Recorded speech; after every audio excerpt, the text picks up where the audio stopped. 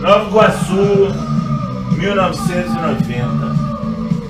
Andando pelas ruas daquela cidade, do município do Rio de Janeiro, do estado do Rio de Janeiro. Município muito pobre, muito complicado. Você pensar em literatura naquela época, literatura alternativa, feita por quem gosta de poesia, para quem gostar de literatura. Estou eu indo trabalhar com os meus 19 anos, desço do ônibus, vou pro calçadão de Nova Iguaçu. Quando eu desço naquele calçadão, começo a ver as portas das lojas com poemas escritos a giz. Cara, eu percebi que existia uma galera fazendo literatura na minha cidade, tão pobre, Nova Iguaçu, Baixada Fluminense, escrevendo poesia nas portas das lojas, velho, com giz de colégio. Não era pichação, era aquele com giz. E eu entrei no calçadão, cara, cheio de poema. Poesia pra caralho, velho. Poema. Imagina essa rua hoje, a Rua Imperial, eu acho que é, né? Imperatriz, Rua da Imperatriz. Aquelas lojas todinhas cheias de poemas, onde a loja abria nas portas. Eu fiquei encantado com aquilo, pô. Na época eu trabalhava numa empresa, e essa empresa tinha um investimento muito grande em tecnologia.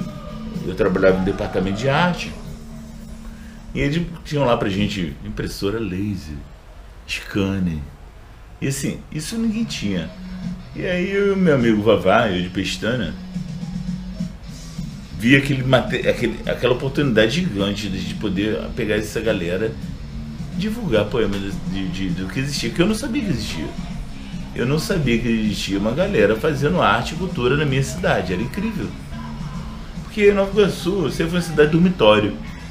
Ela ia pra lá pra dormir e pegava o trem para trabalhar no Rio de Janeiro, no centro do Rio de Janeiro. O Rio de Janeiro tem uma coisa muito característica assim, em comum, que o estado é o Rio de Janeiro, mas existe a cidade do Rio de Janeiro. E parece que os governantes esquecem que existe o estado. Tudo sempre focado na cidade do Rio de Janeiro. Então você vê novelas da Globo, tudo é focado na cidade do Rio de Janeiro. E o resto é tudo esquecido. E nós somos uma cidade muito próxima, a 30 km do Rio de Janeiro, mas é altamente esquecido. Nada vai para a Baixada Fluminense. E Nova Iguaçu era esquecidíssima, sempre como sempre foi. Então quando eu vi uma galera fazendo poemas alternativos, uma coisa muito punk, do selfie, assim, escrevendo por conta própria, e já que não tem dinheiro para botar livro, vamos ganhar nas portas das lojas, poemas. Eu achei genial. E aí, por isso, velho, nesse momento, nasceu o Maipu no coração. Porque eu falei, porra, a gente pode fazer outra coisa também. Um jornal, um fanzine. Então, na época, o fanzine, você tinha fanzine xerocado, mimeografado, mas, pô, tinha uma tecnologia na minha mão que era ali, era só ser subversivo. Era só eu trabalhar. Eu trabalhava nessa empresa, tinha aquela tecnologia. Quando a galera ia embora, depois de 5h30, eu e meu amigo Vavá chegava lá e fazia nosso fanzine, imprimia as cópias lá na impressora laser, dava pra fazer 200 cópias, 100 cópias, iam pro bar e distribuía. Projeto Site Cultural Quintarolando, porque literatura, meu filho, é punk, por mais que você não queira cantar a sua aldeia.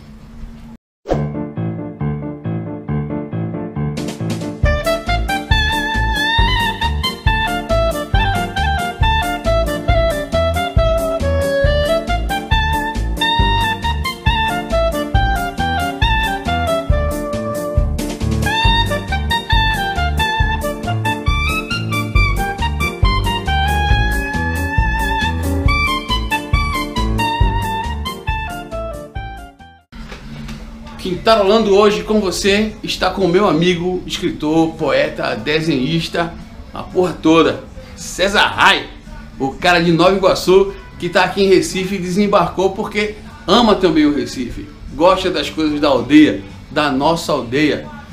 Irmãozinho, me fala sobre o desmaio público. Então, aí... Como vocês faziam produzir esse negócio, velho? Sem recurso, sem nada. O recurso era altamente alternativo, porque ele usava o recurso da empresa, né? Assim, como era apenas uma folha A4 frente e verso, impressa numa única coisa e fazia lá 50 cópias, 100 cópias e Fazia onde? dentro da empresa, escondido. Depois da hora. Depois do expediente. E aí acontece. A gente tava lá um dia, Vavá e eu de Pestana, que infelizmente faleceu ano passado, em julho, dia 1º de julho. A gente criou um sentimento, na verdade, chamado Sexta Poética. O que era Sexta Poética? A gente fazia homenagem aos poetas que a gente gostava. Quintana, Bandeira, Mayakovsky. A gente fazia uma sexta para ler poemas. E aí depois desse negócio desse grupo de poesia que escrevia, que era o Caco de Vidro. No começo eram quantas pessoas? Só eu e Eude. Só você. Só eu e Pestana. E a gente resolveu diagramar, pegar poemas, diagramar e montar num fanzine, uma folhinha 4 e sair distribuindo nos bares à noite. Sexta-feira, toda sexta-feira já era nos bares. E o conteúdo? O conteúdo era poemas de uma galera de Nova Iguaçu, misturado com uma galera atual de poemas, na época, né, atual, tipo, quem tá fazendo poemas de Nicolas Hubert, Leminski, que ainda era vivo, e também com poetas já do passado. Já usava Leminski. E tinha galera do meio do passado também. Vivo. Não, e a gente botava as coisas, cara. A gente citava até Platão, assim. Se tinha alguma coisa, uma frasinha poética, a gente botava lá, velho. Porque, como era uma folha 4, tinha que ser poemas curtos. Não tinha como você publicar poemas longos. Então, assim, sempre às vezes eram citações, pequenas coisas. Então, você tinha umas tiradinhas de alguns poemas. E a gente mesmo criava poemas muito curtos. Uhum. Até tem um poema do amigo meu que eu acho fantástico e representa muito isso, que é curto, poema curto. Acho que tem muito a ver com o que era o desmaio. Então, assim, eram pequenas tiradas, sacações. Então, tipo assim, tem um poema do meu amigo Caio Trindade que era ter par para trepar. Então, esse tipo de brincadeira que parece talvez é apenas trocadilho, não, pra gente era poesia. Mas isso cai perto do que você falou lá no começo, do simples, do escrito nas lojas, né? Exatamente, porque você escreveu também essa questão de ser marginal, você escreveu na loja, se aparecesse segurança, eu podia tomar uma porrada, eu tinha que ser rápido pra escrever. A gente tinha que ser rápido em tudo. Isso a gente tá falando de 90, 80... 91. 91. O Desmaio nasceu em 6 de dezembro de 91. Então, e mais do que isso também, você distribuir um fanzine, um jornalzinho de poema num bar à noite, sexta-feira, quem vai ler um poema gigante? Aham. Não. Ninguém. Agora, uma sacadinha dessa, a galera tem. E o cara no brilho já vai se interessar por fazer mais. Pô, legal, que legal. Por ver mais. E a gente misturava Manuel Bandeira com um cara novo. Então, as pessoas não sabiam muito o que era, quem era quem. Então, tipo, se era Alexandre ou se era Rui Barbosa, ninguém sabia. Tava distribuindo ali, tava ali misturado. Já então, pegou. isso foi demais em público. Isso, só que em torno desse fanzine criou-se um grupo de pessoas. Esses poetas começaram a ser conhecidos como um grupo de Maio Público lá em Nova Iguaçu. Essa galera virou um grupo, nos anos 90, que a gente invadia bares, declamava. Onde tinha um microfone aberto, a gente já vai lá para declamar. Porque a gente também ficou muito conhecido por sermos performáticos. Performáticos no sentido de não ler poesia, né? Já velho. Viver a poesia. Viver a poesia. Eu jogava no chão, pra falar um poema, pra mostrar o que eu estava sentindo. Então, assim, a gente passava por doido, mas assim, era fantástico. Assim, era... Visceral, né? Visceral. Mostra algumas coisas que você tem da época lá do Desmaio. Eu tô sabendo pra você aqui.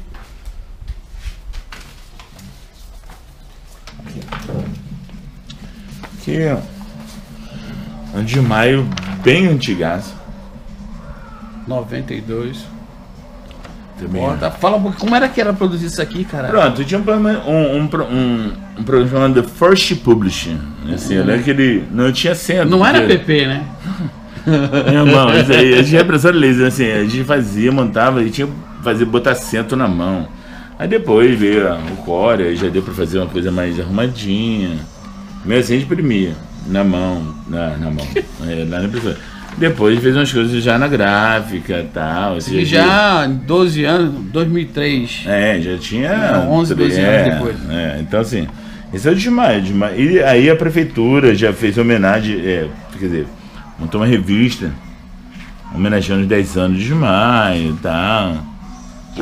O que o desmaio gerou, Rapaz, pra aquela galera de Nova Iguaçu? Isso é muito interessante, Alexandre, porque tem alguns amigos meus, por exemplo, tipo o Bion, que tem um cineclube. Aliás, temos amigos, o desmaio, na verdade, ele não gerou só coisa ligada à literatura. Que isso que é mais interessante. Por exemplo, você tem o Bion, que tem o cineclube chamado Buraco de Getúlio. Que, assim, cara, eu criei o Buraco, o cineclube, que é um cineclube fantástico e tal, por causa do desmaio. Você pode pensar que não tem nada a ver com literatura, mas na verdade tem a ver com atitude. Que na verdade Atitude, você pegar e fazer alguma coisa.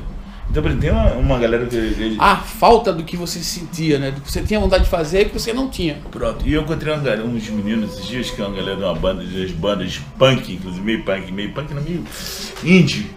Que ele falou assim, cara, se não fosse desmaio, a gente não tinha feito nada, porque vocês deram aquela oportunidade de a gente pode fazer. Que uma coisa puxa a outra, né? Puxa a outra. Uma coisa puxa a outra e você hoje e outras pessoas conseguem divulgar o que era Nova Iguaçu nessa época. Então, e o que é Nova Iguaçu hoje? Pronto, isso é uma coisa interessante, porque Nova Iguaçu Antes do desmaio. Então, sempre teve muito preconceito, velho.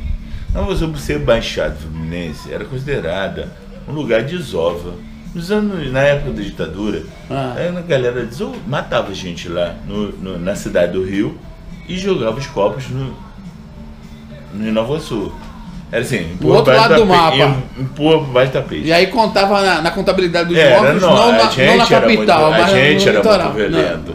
E quando a gente começou a mostrar que Nova Iguaçu tinha uma galera fazendo coisas, as pessoas passaram... não posso dizer que foi isso... Um ponto. Não, todo mundo não. Mas uma galera, pelo menos que era ligada à poesia, passou a perder o medo de Nova Iguaçu. Você está entendendo? Eu tô entendendo. Aí foi uma onda para falar que foi um movimento que moveu o estado, a cidade.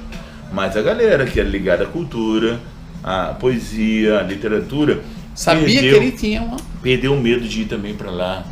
Porque às vezes eu estava num evento no Rio, na cidade do Rio, aí eu falei assim, porra, velho, vai lá em Nova Iguaçu. Aí o cara, porra, Nova Iguaçu é muito longe. Eu falei, mas eu tô aqui. Aqui que é longe. Se eu consigo vir... Aqui pode ir lá, ao contrário. E a galera, exatamente, aí começou os escritores com renome. Mas sabe que isso, imagina, isso já é muito pesado no Rio de Janeiro, na capital, né? Na Baixada, um preconceito gigante. Você imagina do Nordeste pra lá. Ah, sim. Mas existe uma coisa interessante, que a Baixada Fluminense, ela é muito ligada ao Nordeste. Porque, acontece, por toda a questão da galera que foi... construir, fazer alguma coisa, fugir da seca. Exatamente. Então, assim, a galera acabou parando ou em favela ou lá na Baixada Fluminense. Então, Nova Iguaçu tem uma mistura muito grande dessa questão do Nordeste lá. Esse é o link que eu queria. Como é que tu chegou aqui, cara? Cara, é incrível. Assim, no final dos anos... Eu vou falar uma coisa como cheguei. No final dos anos 90, dos anos 80, eu sempre gostei muito de rock. Como cheguei não tem nada a ver com isso, na verdade. Mas quero só falar pra você porque eu decidi vir pra cá. E aí, teve uma época que tinha um monte de banda emulando bandas inglesas, não tinha uma personalidade. E aí, cara, quando eu vi Chico Sainz e Nação Zumbi pela primeira vez, eu fiquei louco, cara. Foi a coisa que mais me chocou, assim, desde o punk. Porque eu falei, caralho, que isso, velho? A galera não tá falando, não tem aquela coisa pose de ser inglês, com aquela roupa preta no país tropical. A galera tá sendo com roupa quadriculada, com chapeuzinho de palha, e tá cantando coisas daqui, velho. Foi um choque para mim cultural muito grande. Então o Chico me abriu... Que de uma forma ou de outra reflete muito no que você fazia lá. Sim. Pronto. E tinha a ver com essa questão de você ser apaixonado pelo seu lugar. Porque nada que eu fiz de Maia sempre teve a ver com ser apaixonado pela minha terra, por Nova Iguaçu, para fazer Nova Iguaçu ser Perfeito, olhada com outro olhar. Perfeito. Como hoje eu vejo. Então, assim, foi uma integração muito grande minha. Eu comecei a ficar apaixonado, comecei a me despertou a curiosidade pela cultura nordestina como todo. Então, o Chico me levou a tanta coisa, inclusive, não fazia, mas eu comecei a ouvir, eu era roqueiro, eu comecei a ouvir samba por causa de Chico. Incrível. Mas assim, toda aquela gama de maracatu, foi Chico. Em 2008, a empresa que eu trabalhava, o dono era pernambucano, mas a empresa era lá no Rio, a sócia dele faleceu lá no Rio e ele trouxe a empresa para cá. E me chamou para ajudar. Falou, pô, por favor, fica só um ano para me ajudar a mudar. Mas tu nem gostou, né, cara? Não, mas eu vim para cá. Mas é incrível, assim, sabe, um dos motivos de eu ter vindo assim, é porque assim, porra, eu tive eu já tinha uma relação com o Pernambuco. Aham. Não era uma coisa que musical, eu via de energia. Exatamente, eu tinha essa coisa dessa. Se eu fosse um lugar que eu não tivesse nenhuma relação, assim, talvez eu nem tivesse o mesmo tesão de vir. Uhum. Entendeu? E como é que desenvolveu não, o que gerou em você o desmaio na tua escrita? O que isso te trouxe? Porque eu acredito que tu admirava isso, mas tu passou a escrever também. Demais, pra mim tem a ver com a questão de você tentar ser um pouco mais sucinto. Eu acho que eu aprendi que o menos é mais. Então assim, eu lembro que eu estudava, quando meu professor de português e literatura me obrigava a ler poetas parnasianos, aquelas coisas, eu achava altamente enfadonho, aquilo não sabe. Então assim, eu aprendi, de repente você pode falar mais com menos, na verdade. Assim.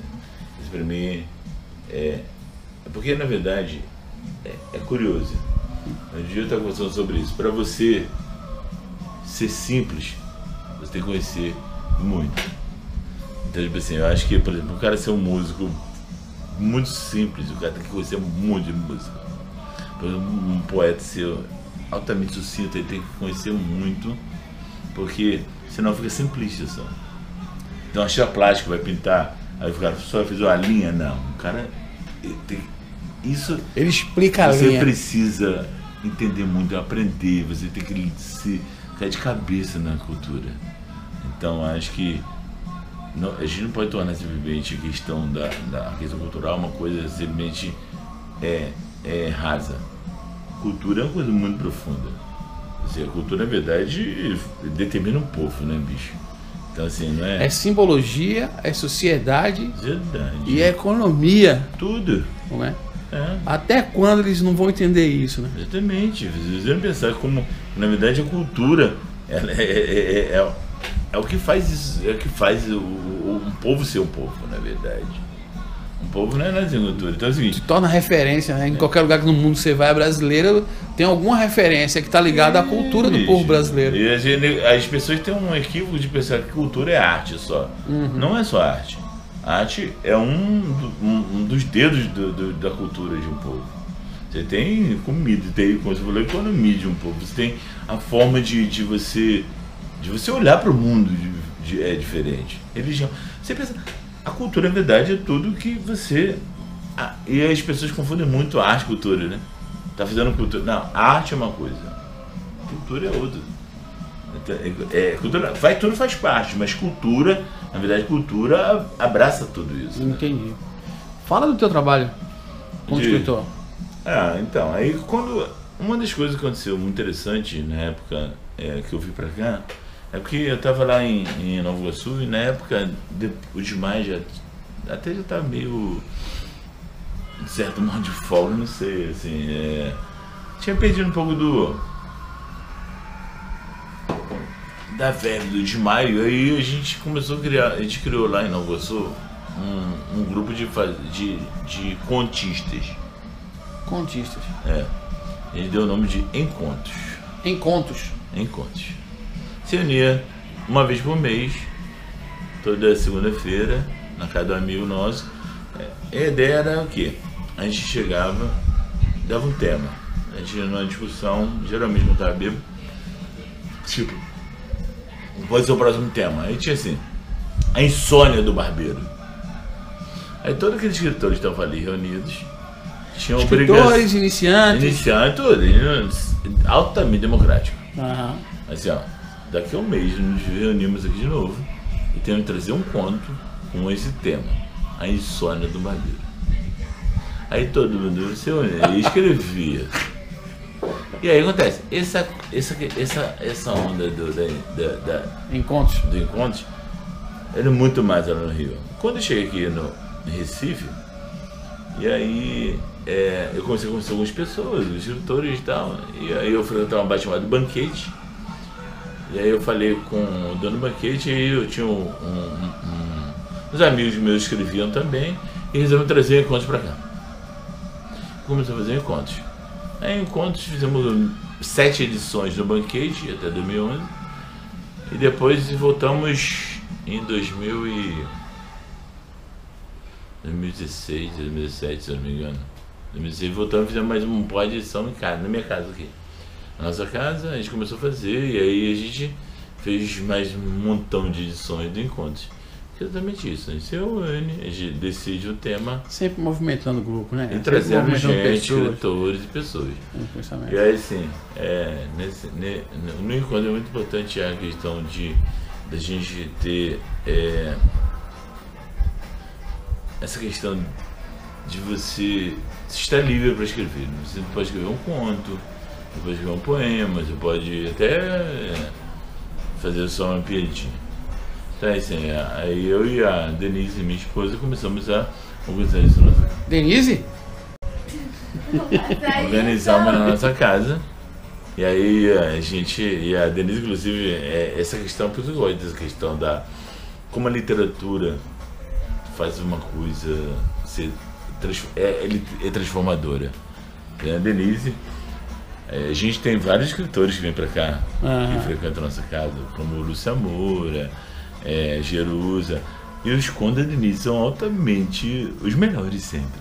Essa Denise é danada, né, bicho? As pessoas ficam encantadas, assim, então... Você é danada, né? Ele tá exagerando. Mas é verdade. Porque a literatura é libertadora, é a poesia libertadora. Então essa questão da literatura, eu, por exemplo, eu tenho uma coisa, cara, que eu até separei os livros, eu estou preparando o meu primeiro livro. É isso que eu ia perguntar. Me fala do que você está planejando. Eu não tenho livro. Mas você tem uma coletânea, se você quisesse juntar um monte de coisa, já juntava, já fazia. Só vou mostrar uma coisa pra tu aqui, ó. Esse negócio do encontro lá no Rio. Isso aqui é um livro chamado do J. Marujo. 25 contos. Que foi feito por causa daqueles encontros lá no Rio, do J. Marujo. Então isso, só que esse canal é um advogado. Arrecadaram, né? 25 contos. Aí, só que ele foi lançando, com muito conta, ele lançou, num dia só ele lançou 4 livros. Isso aí são coletâneas de vários escritores. Por conta dessa nossa ideia do encontros, tá ligado? Então assim, a gente vem, assim, eu acho que essa questão de escrever, da literatura é uma coisa fantástica, cara. Acho que existe uma possibilidade gigante. Ele une pessoas. Além de unir pessoas, você descobre pessoas que tem aquela que era tímida, que tinha vergonha de mostrar que escrevia. Pronto, né? Porque você pensa uma coisa, todo mundo tem uma ideia, alguma coisa na cabeça. Ele é meu pai. E pensa de uma forma diferente de algum ponto de vista. Ele é meu pai um dia me levou. Meu pai levou um dia na Avenida Rio Branco, no prédio mais alto da Avenida Rio Branco, no Rio de Janeiro. Sei lá quantos andares tinha. Ele ficou olhando lá pra baixo, tinha um mirantezinho no prédio. Aí meu pai ficou fazendo, vocês olham essa quantidade de pessoas andando. Cada pessoa dessa é um livro. Cada pessoa dessa é um livro. Imagine se eles pudessem contar cada história dessas pessoas. Eu acho o seguinte, essa forma da literatura é que você não tem que ser o cara mais foda em escrever bem. Mas você pode ter histórias fantásticas pra contar. Então isso pra mim é uma As coisa. pessoas elas têm história de vida e têm história do que elas pensam da Pensam da vida, é a tua interpretação, a tua leitura, velho. A Denise adora sonhar. A Denise sonha muito e adora contar sonho. Então cada sonho dela é um filme. Cara, eu também.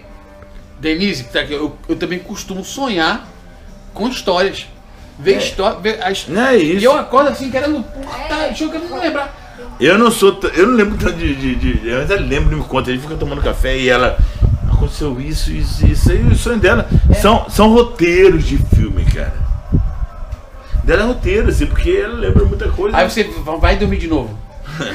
Acaba, por favor, amanhã eu quero saber o final. Mas é isso, acho que a literatura tem isso. Você não escrever bem, ser um puto escritor dessa forma. Você tem.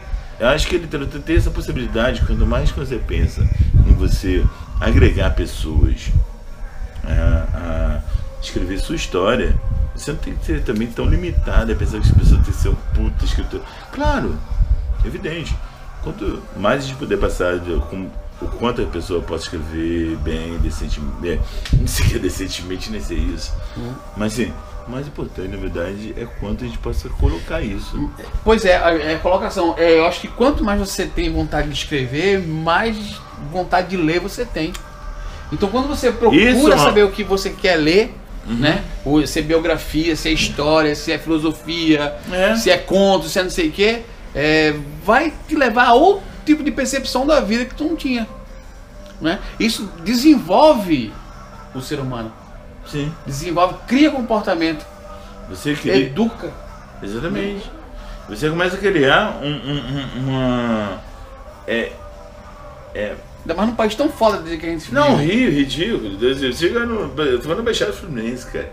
Tem uma escola lá, as pessoas não tem nada. E você conseguir mostrar que o livro pode ser um cinema. Pode ser.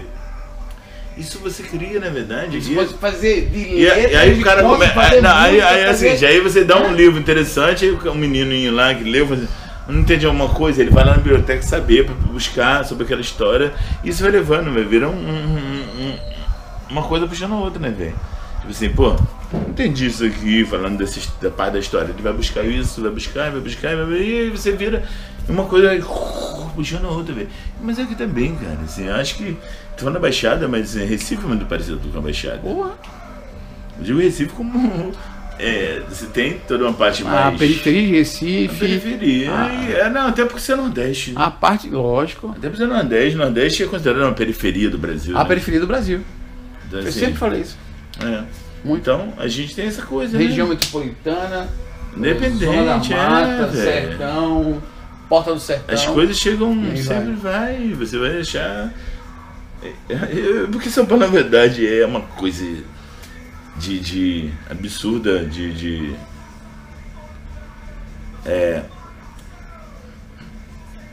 Recife, o Nordeste é uma coisa do caralho. A gente também acha que tem que ter um movimento inverso, né? A gente tem que levar essa coisa muito... Fazer o que Alceu a imposição, fez, exatamente. Manuelzinho Araújo, Luiz Gonzaga. Cara, incrivelmente, a gente tá pensando o seguinte, você pensa, Chico. Quanto de músicos nordestinos temos? Fodaço. Tipo, Alceu, Carlos Baiano, Gil, Chico, Caetano. César. A turma do Ceará.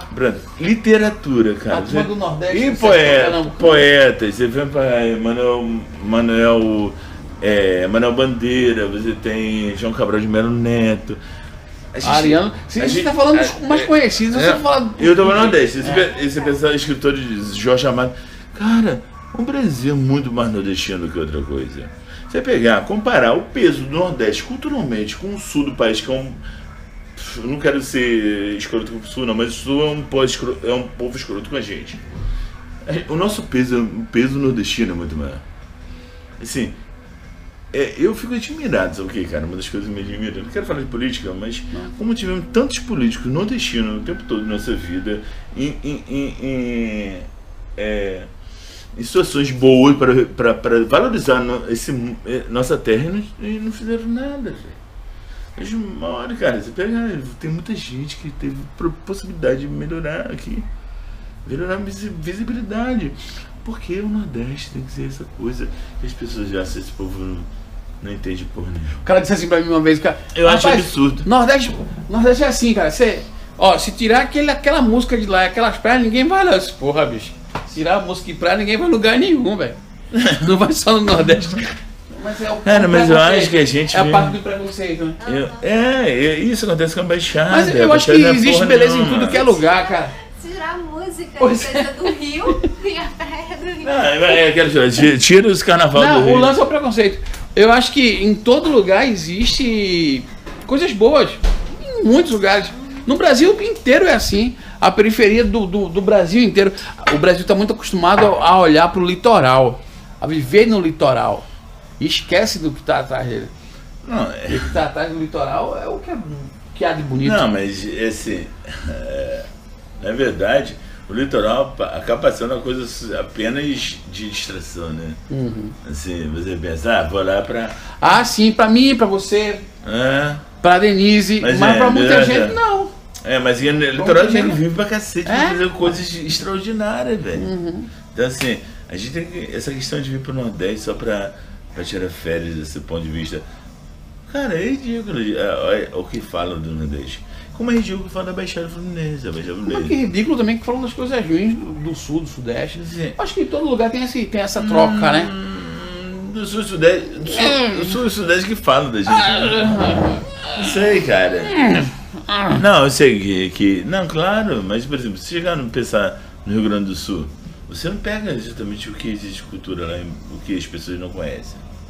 Chega, por exemplo, do sul, eu falei de Fala, tava falando de Fala. Banda de rock, as melhores bandas de rock. Inclusive você desenha e teve conta essa história de desenho, cara.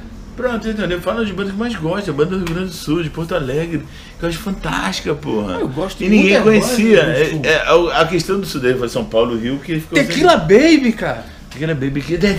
Caraca, Tequila Baby, eu gosto daqueles caras lá também do Vanderbilt, né? Do Vanderbilt. Vanderbilt. Pô, tem coisa mais porca do que o Vanderbilt, velho. Punk, brega punk. Não tem, velho. Não tem, né?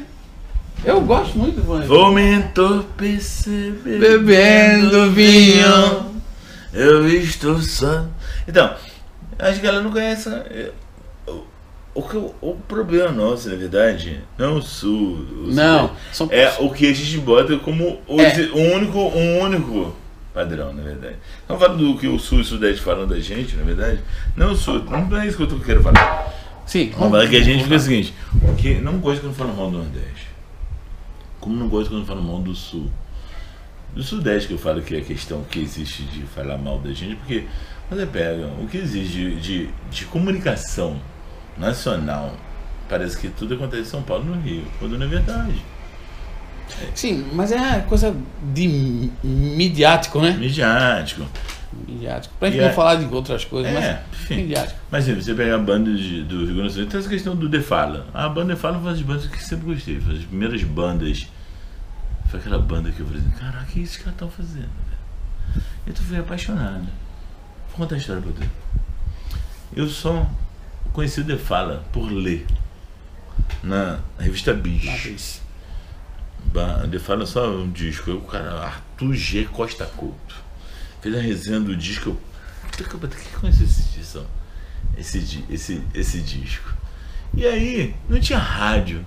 Os rádios tocavam, cara. Tocavam música pop, tocava Lulu Santos. Tocava Legião Urbana. Não, música inglesa, né? Música inglesa. Norte-americana e europeia. E assim, aí tinha uma rádio lá no Rio chamada Rádio Fluminense FM, a maldita. Fluminense FM. Aqui você pede, a gente toca. Mentira, né, cara? Não, mentira. E Jabá ela começou. pegava muito mal. Enfim, Mas era o que tinha. era o que tinha pra ouvir. Mas eu não consegui ouvir o The Fala. Um dia, velho, cheguei lá, tinha uma loja de chamada Discorama.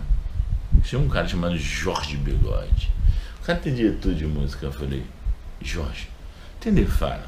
Aí, essa aqui não tem não, mas vai na Disco Play, aqui na galeria, tipo um shoppingzinho, que lá tem, que eu vi que chegou. Aí eu fui. Cheguei lá, velho, era uma galeria, velho. Sabe que essa galeria? Uma galeria de várias lojas. Sei. O som que alimentava a galeria era da Disco Play. Então ele botava lá Modesto José, Roberto Carlos.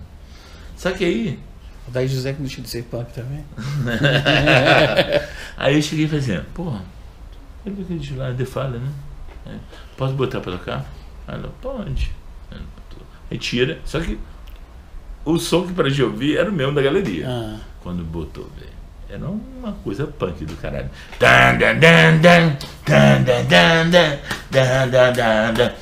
Aí ela começou a gostar ali. Aí eu falei, bota a segunda música. Aí botou a segunda, era uma zoeira do cacete. A terceira, e ela foi ficando desesperada. Ela, e ó, não tá errado isso não, tá errado o disco, porque tinha uns samples que não existiam.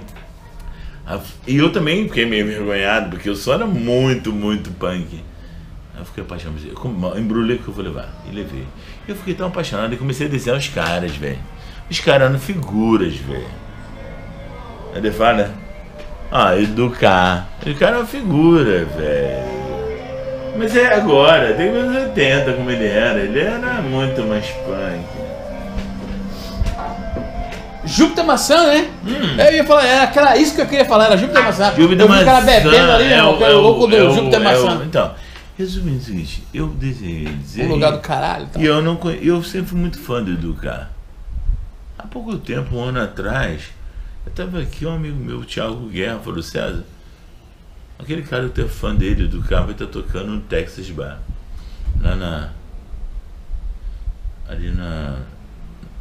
Onde tem perto do Lisberto, prisioneiro, esqueci o nome. Santa Cruz, Pátio Santa Cruz. Pátio. Tem ali, você conhece o Texas? Cara, eu fui parar. Cara, velho, eu fiquei muito emocionado de conhecer o cara que eu era fã. E eu virei amigo dele pela internet. E aí, cara, esses dias eu tô de boa aqui. De repente chego lá no Instagram, tá lá o desenho que eu fiz deles em 1990. E publicaram no Instagram deles. Fiquei felizaço, porque eu sempre desenhei.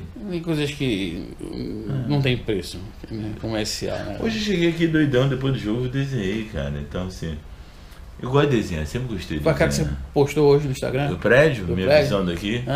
Você viu? Vi. Então tá aqui, ó. Vi, curti, compartilhei. Não, é fácil. Tá aqui, ó. Então assim, a visão que tava ali no quarto. Isso é caneta? É, caneta preta. Beleza, faltou botar o nome aqui não. Isso aqui é tua marca, é? É, sei lá, me inventei hoje. Então assim, por exemplo, é só uma coisa pra finalizar aqui, por exemplo. Eu também sou designer, então, por exemplo, isso aqui é um Roberto Lara, que é um amigo meu, músico. Já fiz capa de disco pra ele. Cadê, cara? Você faz capa também, cara? Então, essa é uma capa de disco dele. Eu falei, eu quero ser, o nome desse disco é O Homem Invisível. Eu falei, eu quero ser altamente invisível. E aí ele falou assim, quem é o cara mais invisível com isso? Meu pai. Meu pai é um cara invisível. Porque na verdade essa visibilidade que ele fala é sobre a invisibilidade das pessoas comuns. As pessoas não são perceptíveis. Do cara sentado na passa, praça lendo jornal. Que você vê todo dia, você não percebe que o cara passa. Do mendigo sentado na calçada. Exatamente, velho. Aqui mesmo no nosso prédio, você vê. Eu comecei com os meninos, os porteiros. Falei assim, cara, tem gente que não sabe se eu sou um ou outro. As pessoas nem me dão um bom dia. A gente sabe, nós, eu, você, Alexandre, sabemos quem é o Alan, quem é o Elvis, quem é o Léo, Marcelo. Quem é o Marcelo e Marcelinho. São dois Marcelo. Ele falou assim, tem gente que não sabe nem quem nós somos. Eles tratam a gente como igual. Você não estava aqui ontem? Não. As pessoas, tem gente aqui no nosso prédio que não tem a menor consciência. Esses caras são invisíveis, velho. Para eles, para algumas pessoas que moram com a gente aqui nesse mesmo prédio, são essa visibilidade de um cara por ser porteiro. É isso que a gente fala, essa invisibilidade. Então eu tentei fazer uma capa altamente visível. Então assim, como não. Tem uma sujeirinha aqui, mas não é pra estar aqui. Limpei. Agora. Eu pensei que fosse a lua. Aí aqui, já nesse livro aqui que eu fiz dele, que ele fala sobre Nova Iguaçu, sobre Baixada, eu quis botar o nome dele bem grande e fiz uma coisa meio Tarantino. Nome meio Tarantino e tal. Aí botei ele aqui sorrindo. Que eu queria César é um homem muitas faces, né? Esse livro aqui também eu fiz do Marcos Degani, que é um poeta, que eu fiz acho que eu gosto muito, eu adoro esse livro dele. Enfim, aí veio capa de disco. Encerra com uma poesia tua, alguma coisa tua. Tem uma história interessante. Um dia eu cheguei bêbado em casa. Bêbado é meio comum. Aí eu tava liguei a televisão, eu tava dando um programa na MTV. E eu vi um menino com um biguinho. Eu falo disso, mas pode falar melhor. Mário Quintana um dia escreveu sobre a questão das palavras. Que algumas palavras não fazem jus ao que representa.